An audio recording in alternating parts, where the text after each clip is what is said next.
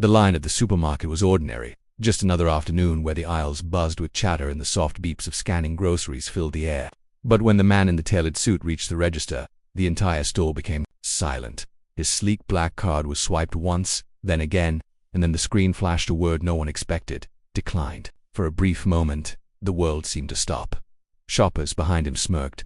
Whispers spread like wildfire, and the cashier threw her head back in laughter, loud and merciless. The man's eyes fell to the ground, his jaw tight, and beside him a little girl tugged at his hand, looking up with wide, worried eyes.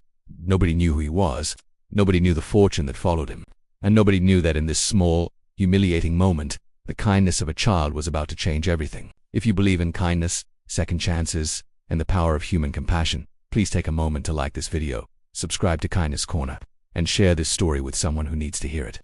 Your support helps keep these inspiring stories alive. The man was Alexander Grant, a billionaire who built his empire from steel, construction, and sheer determination. He had stood in glass towers, spoken in boardrooms filled with the most powerful men in the country, and his name was etched on skyscrapers in New York and beyond. But none of that mattered here.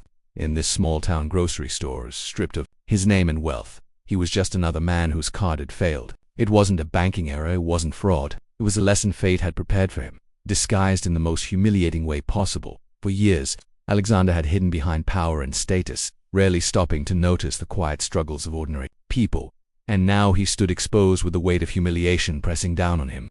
The cashier laughed again, making sure everyone around could hear her. People in line leaned forward to see the man's face, some pointing, some chuckling, enjoying the spectacle of seeing someone important fall. The girl at his side, no more than 7 years old, with braids and a worn purple shirt, looked from the groceries. On the conveyor belt to the crowd behind her, she didn't see a billionaire. She saw a man crumbling under the weight of shame. And then, as if guided by something greater than herself, she did the unthinkable. With tiny, trembling hands, she reached into her pocket and pulled out 3 crumpled bills and a handful of coins. It wasn't much, the kind of change a child saves from allowance or fines under couch cushions. Slowly, she stretched out her hand toward the cashier. The store grew silent again, but this time for a different reason. Whispers stopped. Laughter died on lips. Everyone watched this little girl place her money on the counter, her voice barely above a whisper as she told the cashier to take it. She wanted to help pay for the stranger's groceries. The men froze. Alexander Grant, the billionaire who had once written checks larger than the yearly earnings of entire families, stood speechless. His heart, hardened by years of business and arrogance, felt something he hadn't allowed in decades: humility. His eyes burned, not from anger, but from a sudden rush of tears he fought to hold back. This child, with nothing, had given him everything: dignity, compassion, and a reminder of what true wealth meant. The store, once filled with mockery, shifted in energy. The laughter that had ridiculed him turned into murmurs of shame. Some lowered their heads, embarrassed that they had mocked a man in pain while a child had shown the courage to be kind. The cashier's grin faltered, replaced with a look of awkward guilt. And Alexander, the man who could buy anything, realized he had encountered something priceless as the groceries were packed. Alexander bent down to the little girl's level, his voice breaking as he thanked her. She didn't understand who he was, didn't know the towers his name adorned, didn't care about his wealth. To her, he was just a man in need, and kindness demanded action. She smiled softly, not realizing that in this moment, she had just changed the course of his life. When they left the store, Alexander didn't go back to his limousine waiting outside. Instead, he walked the little girl home, curious about the world she came from. Her house was small, with paint peeling on the walls and the sagging porch. Inside, her mother worked tirelessly, folding clothes while keeping an eye on a pot simmering on the stove. Life here was simple, filled with quiet struggles and small victories. The girl's mother was surprised to see a well-dressed stranger standing in her doorway, but she welcomed him kindly without judgment. That night, Alexander couldn't sleep. The image of the girl offering her last coins haunted him.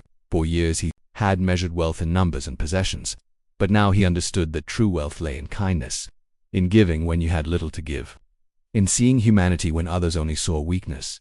The next morning he made a decision.